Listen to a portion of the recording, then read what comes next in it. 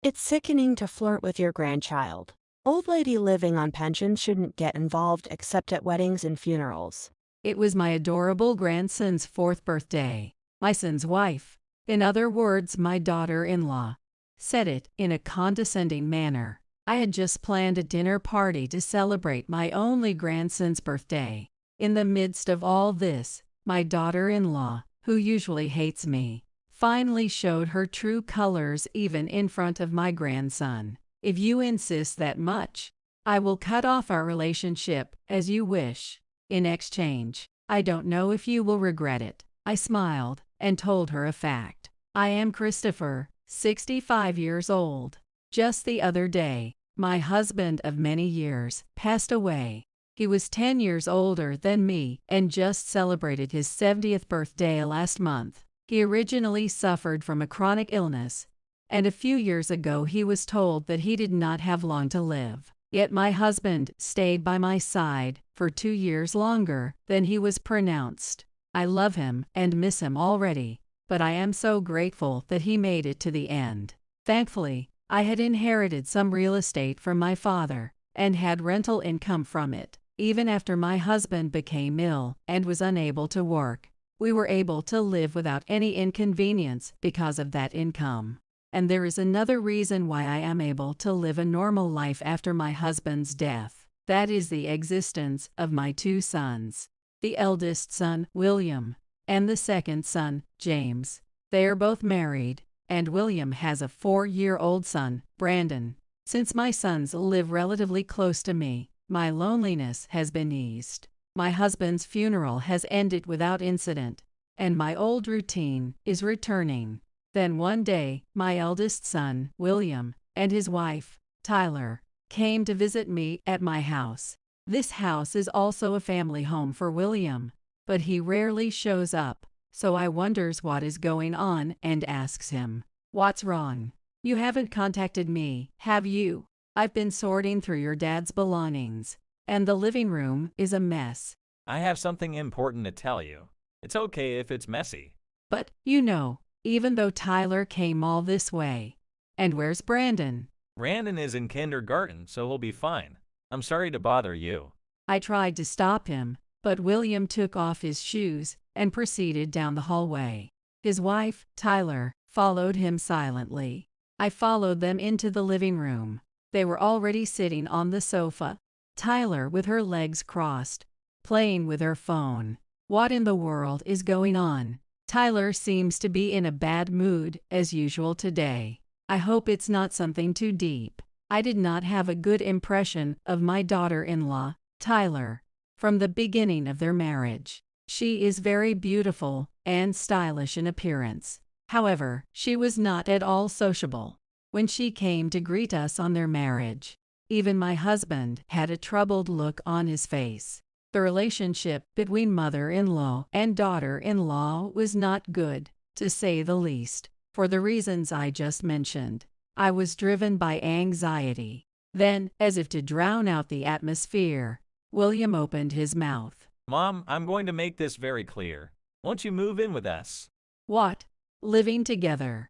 I was taken aback by this proposal, which I had never imagined. William, perhaps sensing something in my expression, hurriedly began to explain.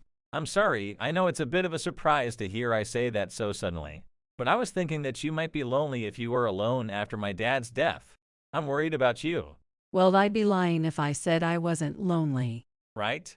Mom is getting old, and I think it would be safer for you to live with us. You would feel more secure with us around, right? I know, but you have your own life, don't you? Tyler and Brandon, too.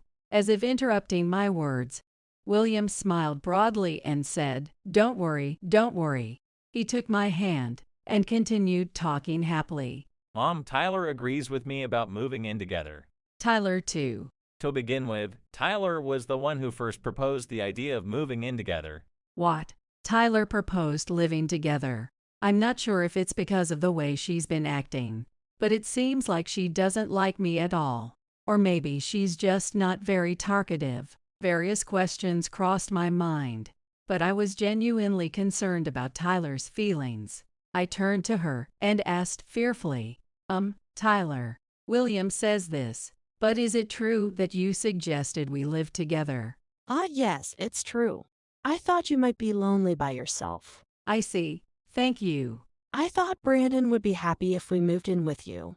I don't have a very deep meaning, so please don't be so hard on yourself. Although her tone of voice is refreshing, I get the sense that she has no malicious intent. From the flow of the conversation, it seems that it is true that she suggested that we live together. After that, my son and his wife repeatedly tried to persuade me that they were worried about me and wanted to move in with me as soon as possible. It is true that I was surprised at the sudden proposal, but I agreed to move in with them if they were willing to go that far. They then proceeded with the conversation, as they were told, and eventually decided to move in together next week. Once a date was set for the move, they dutifully left. Alone in my room, I resumed sorting through my husband's belongings. I was automatically lost in thought as I looked at photos of a family vacation we took many years ago. I had decided to move in with them on the spur of the moment, but I wondered if it was really a good idea. Tyler told me so, but I had always been alone with my husband, and now suddenly there were 3 more people in this house. But it's a happy thing to have a son and his wife living with us, isn't it? My choice was not wrong. I wanted to think so, but I half-heartedly told myself that I was not wrong. Despite my apprehension, I decided to change my mind about moving in together. 1 week later, on the day my son and his wife were moving in, I was in a flurry of activity from the morning. I had not been told when the movers' truck would arrive, and it arrived just as I was having lunch. I rushed to bring in their belongings, but William and his family never showed up. In the end, I had no choice but to carry in the luggage, with me giving all the instructions. Finally, a few hours later, my sons arrived. When I told William that I wished he had told me if they were going to be late, it was Tyler who spoke back to me before he did. Well, with all due respect, unlike you, we are very busy. You are always at home and free, so please be a little more flexible. But you had so much stuff, you know. It's very hard for me to give instructions to the movers by myself. I've told you that we'll move in with you, but you complain about something as trivial as this? Mother-in-law, you have no idea how happy you are. I didn't mean to. Well, that's enough. We're tired anyway, so please prepare dinner for us. She then lay down on the living room sofa and started playing a smartphone game. I was taken aback by how much she had changed from the quiet person she had been until then. Puzzled, I ran up to William and asked him in a quiet voice, "Hey, William. Tyler suggested that you move in with me, didn't she? She said she was worried about me being alone." That's right. That's why we moved in early like this. But now, you heard that, didn't you, William? She didn't sound very worried about me. I don't care about that kind of thing. Anyway, you don't have to do anything else. Just listen to me and Tyler, and you're free to do whatever you want. William. My son would not make eye contact with me at all. At that point, I began to feel somewhat uneasy. 2 weeks after we started living together, the anxiety I had been feeling had already become a reality. Conversations with William, who had told me he was worried about me, were minimal. I heard that Tyler had quit the short-time part-time job she had been working until then, taking the opportunity to move in with me. Just because she has become a housewife does not mean that she helps with the housework. She just lounged around the house every day, and she was not involved in even one load of laundry. Everything from shopping for meals to cooking to cleaning all the rooms was forced on me. When I asked William to help me, he would not pay any attention to Tyler, perhaps because he was worried that she would hate him.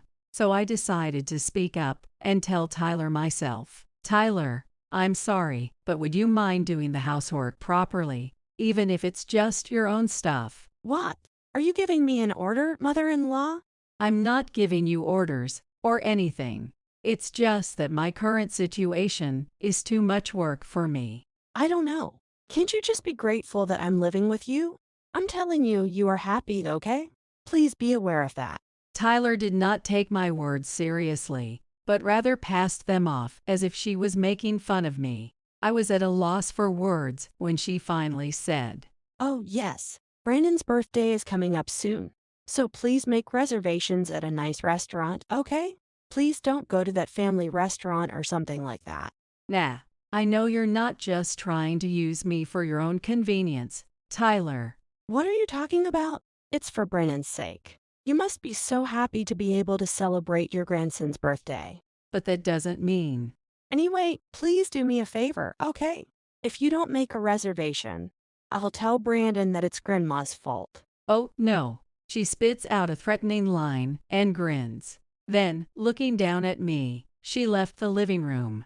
What in the world? I knew she was lying when she said she wanted to live with me because she was worried about me. She just wants to take advantage of me. I can't believe she would use Brandon as a threat. In my heart, I feel rebellious toward her. But the reality is that I can't put my feelings first when it comes to my grandson. It was frustrating to do as she asked, but for the sake of my lovely grandson, I decided to make a reservation at a certain restaurant. The restaurant was one of the properties I had inherited from my father.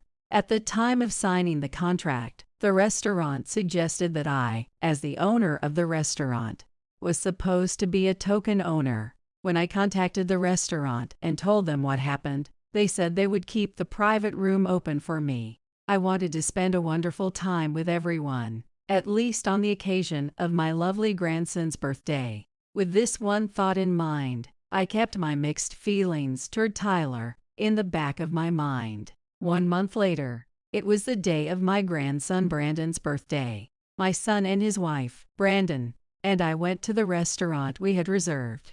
We were taken to a private room and given a menu. The prices listed on the menu made my son and his wife look at each other with a startled look in their eyes. They had never been to a restaurant like this before, and they began sneaking around complaining that the prices were too expensive and these prices are ridiculous. It is true that this restaurant is expensive in general, but the taste is worth it. However, this is not to say that the dishes are only for adults. There are many dishes that even children can enjoy. I am sure Brandon will be happy here. With this in mind, I called and made a reservation for a birthday cake in advance. Brandon was getting anxious, so I smiled and said to him, "Brandon, today is your birthday, so you can order whatever you like." What? Are you sure? Of course I'm sure. They have hamburgers and gratin, which you like. You can choose whatever you like. Yay! Thank you, Grandma. His cloudless smile purifying my heart at once. But on the other hand, my son and his wife glared at me from beginning to end. When it came time to order, they both ordered the cheapest pasta. I asked them if that was all they wanted, but they nodded in disapproval. I wanted them to have a good meal, so I ordered a few of my own recommendations, including an appetizer salad, carpaccio, and a main meat dish. While I was ordering, they looked at me in disbelief. Perhaps they thought they had to pay. In fact, I was only asked by Tyler to make reservations at the restaurant. However, it is also true that I wanted everyone to enjoy the food at this restaurant. I had no intention of making my sons pay for it. I just wanted to spend a happy time eating delicious food, at least on my grandson's birthday. To begin with, when I used this restaurant, I do not pay the bill. I had decided to have the amount I spent on the meal deducted from my monthly rent and transferred to my account. They didn't have to worry about money. With this in mind, I waited for the dishes to arrive. In the meantime, my son and his wife were mostly silent, just whispering in their ear about something. Since I usually don't have time to talk to Brandon because Tyler interrupts me, I take this opportunity to enjoy my time with him. A few hours later, the dishes are over, and the cake is finally brought out. The cake is more magnificent than he had imagined, and Brandon exclaims happily, "Wow!" In contrast to my grandson, my son and his wife had a bitter look on their faces. I thought this would ruin the atmosphere of the birthday party, so I called the waiter and ordered an assortment of desserts for the adults. Then Tyler, who was listening to me, turned red and said, Stop it. Stop ordering whatever you want. You're going to make us pay for it anyway, aren't you? "What on earth are you talking about? I didn't mean to." Shut up. I caught a glimpse of you earlier, but you didn't bring your usual wallet. I was so stupid to ask such an old lady. I never thought I'd book such a ridiculously expensive restaurant. "Hey, Tyler, don't you think it's rude to talk like that to the restaurant? The bill is fine. Besides, even Brandon is so happy." It's sickening to flirt with your grandchild. Old lady living on pension shouldn't get involved except at weddings and funerals. At that time, I learned for the first time. I realized for the first time that I could feel such great anger inside me. I asked the waitress to let Brandon out of the private room. In front of my son and his wife, I said to them in a voice as cold as I could, "How dare you say such a thing? How can you say that to me? You moved in here so suddenly, you don't do your housework, you don't pay your bills, and now you tell me not to get involved. Stop kidding." What? You're the one who makes reservations at such restaurants. You keep ordering more and more expensive dishes. You're just trying to get back at us, aren't you? "Huh, don't you know this is my restaurant?" Huh? "This is one of the properties I inherited from my father. When I signed a contract, I was told that I would be the owner, even if it was just a formality. The chef said he was indebted to my father. As I explained everything, his face grew pale. By the time I had finished, he was shelled out. Tyler, on the other hand, opens her mouth loudly, perhaps relieved that she will not have to pay. I see. I'm not going to pay for it, of course. It's mother-in-law's treat, right? "Yes, that's right. Well, this is the last time." What? Tyler's expression hardened at my comment. I confronted her with the reality of the situation. "I don't want to live any longer with a couple like you. I don't want to take care of you anymore. I don't even want to breathe the same air. I was a fool to be fooled by your words. I'm worried about you. I want you to stay away from me forever." Hey, wait a minute, mother-in-law. What are you talking? "You don't deserve to call me mother-in-law. I'm grateful to you for giving birth to Brandon. But no more. I won't get involved with you guys, even at weddings and funerals. And no matter what happens, don't contact me. You are no longer my son or daughter." In front of me, my son and his wife, are teary-eyed. I breathe on my shoulder and quickly pack up my belongings. As I left, Brandon asked me with a vacant expression, "Are you leaving, Grandma?" "I'm sorry, Brandon. I may not see you again, but take care." What? I don't want to miss you, Grandma. "Thank you. I'll keep praying for you to be happy." I patted Brandon's head with a sad look on his face and left the restaurant. I didn't turn around at all because I was afraid that if I saw his face one more time, it would shake my resolve. Later, after leaving the restaurant, I called my second son James on the phone and explained the situation.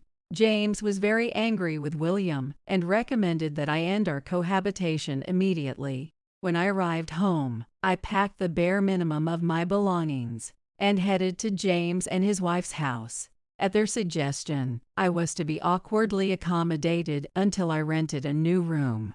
A few days later, I decided to sell my house. I was sad to give up the house where I had spent many memorable years with my husband, but I did not want to leave William and his wife free any longer. The house soon found a buyer, and they had to be evicted immediately. My son and his wife's lives changed drastically when I, who had been covering their living expenses, disappeared. They managed to move into an apartment, but it seems that the couple is constantly fighting over money. They contacted James for assistance, but he already knew what was going on and blocked William's phone number. My only regret is for Brandon, but I guess it is a result commensurate with my son and daughter-in-law. I, on the other hand, am enjoying a relaxed, solitary life in my newly rented apartment. James and his wife visit me regularly, so I don't feel lonely. As long as I am free to do I would like to lead a carefree life on my own.